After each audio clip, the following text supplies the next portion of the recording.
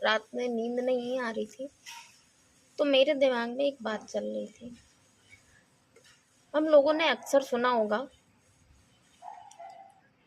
ज़्यादातर लोगों से, कि जब लड़की पैदा होती है या लड़की पेट में होती है तो उसकी हत्या करवा दी जाती है या हत्या कर दी जाती है।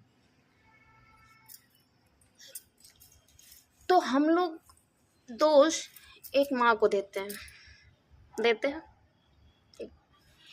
क्या सच में ऐसे ही होता है?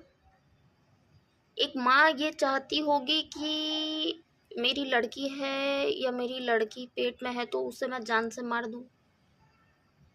आपको लगता है कि एक माँ ऐसा कर सकती है? या शादी के बाद उसके दिमाग में सडन चेंज आ जाता हो कि अरे नहीं, मैंने कैसे लड़की पैदा कर दी, मैं तो लड़का ही पैदा करूंगी।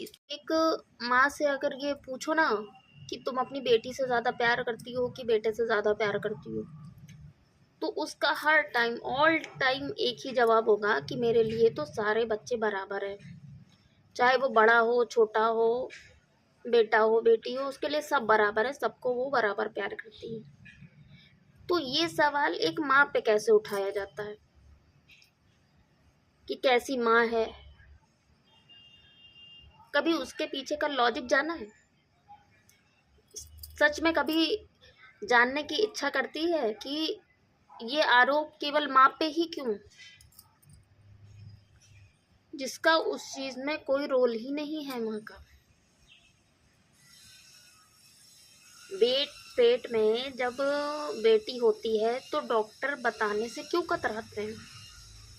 आपको क्या लगता है? क्या डॉक्टरों के दिमाग में ये होता होगा कि अरे लड़की को पता चल जाएगा तो ये भ्रूण हत्या करवा देगी? नहीं, उसे डर होता है कि ऐसा ना हो ये खुशी खुशी में अपने ससुराल वालों को बता दे तो बेटी की हत्या करवा दी जाए। ठीक है, इसलिए जेंडर रिवील नहीं किया जाता है। और ये ज़्यादातर यहीं होता है इंडिया में। आप इंडिया के बाहर जाओगे, वहाँ ऐसा कुछ नहीं है। वहाँ लड़का लड़की सब बराबर है। लड़की है तो उसको भी उतना ही पढ़ाते हैं, लड़का है तो उसको भी उतना ही पढ़ाते हैं, दोनों को सेल्फ डिपेंडेंट बनाते हैं। ठीक है, तो ससुराल वाले ही होते हैं जो ये कहते हैं अरे बेटी कैसे, हटाओ उसको, मेरे घर का चिराग कैसे, मेरा खानदान आगे कैसे बढ़ेगा। दो ही रीज़न होते हैं। ठीक है, या तो ससुराल वाले उसको टॉर्चर कर चुके होते हैं, ठीक है, बेटी नहीं होनी चाहिए, बेटी नहीं होनी चाहिए, ठीक है, इसलिए वो लड़की डर जाती है कि क्या करें। दूसरा सबसे बड़ा रीज़न शादी के बाद का ये होता है कि लड़कियों को बहुत बुरी तरीके से टॉर्चर किया जाता है, बहुत बुरी तरीके से। ठीक है, मतलब लड़कियां अपने मन से कुछ कर नहीं सकती, उनके साथ 24 घंटे ससुराल वाले गेम खेलने के उसमें रहते हैं। ठीक है, कभी मार रहे हैं, कभी पीट रहे हैं, कभी झूठा आरोप लगा रहे हैं, कभी कुछ कर रहे हैं। ठीक है, तो ये एक लड़की जब देख रही होती है कि उसके साथ ये सब हो रहा है, ठीक है, और तब उसे जब ये पता चलता है कि हाँ, ये दिक्कत जो मुझे हो रही है या मैं अपने जीवन में झेल रही हूँ, ये मेरी बेटी को नहीं होनी चाहिए, इसलिए इस डर से वो अपने बच्चे को मरवा देती होगी। आप समझ रहे हो? इस बात पे ये आरोप लगाने वाली चीज नहीं है।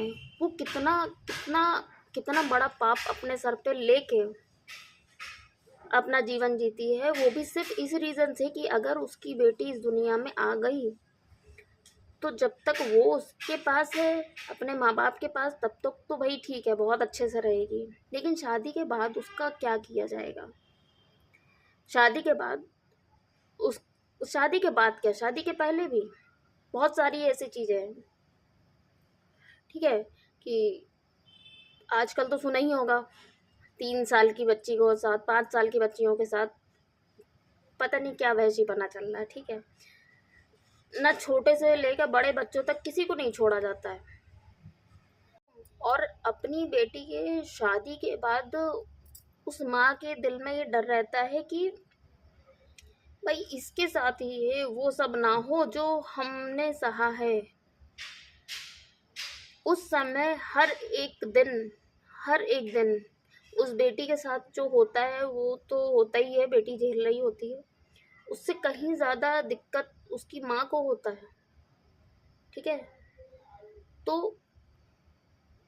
उसकी बेटी वो सारी दिक्कतें, ये वो सारे दुख, वो सारे टेंट्रम्स लोगों के वो ना झेले, उस वजह से वो अगर उसको मरवाती है या उसकी भ्रूण हत्या करवाती है तो उसका प्रोस्पेक्टिव सिर्फ एक होता है कि भाई उस बच्ची को वो नहीं झेलना पड़े जो मैंने झेला है।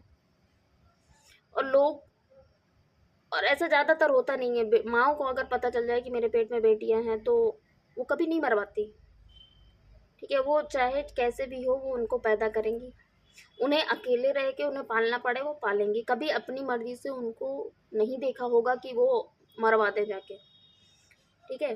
वो जब घर उससे परेशान हो जाती हैं तो अक्सर देखा है ना, औरतें जहर खा लेती हैं अपने बच्चों के साथ। वो यही रीज़न है कि लोग उन्हें चैन से जीने नहीं देते। उनको 24 घंटे केवल परेशान करना, टॉर्चर करना, यही सब करते हैं वो लोग। थी कि अगर कोई माँ अपनी बेटी को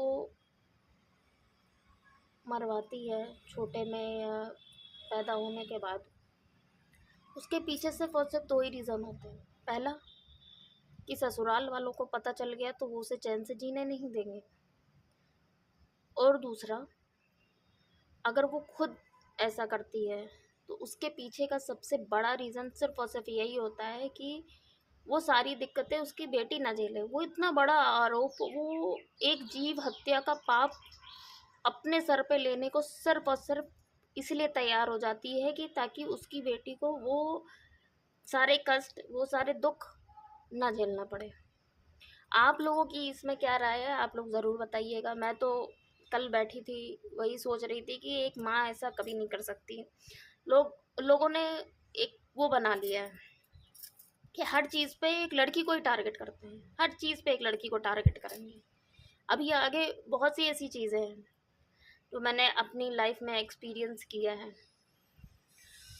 उसकी भी धीरे धीरे वीडियो मैं अपलोड करूँ। मैं सिर्फ अपना जो मैंने एक्सपीरियंस किया है सिर्फ मैं उतना बताती हूँ, ठीक है।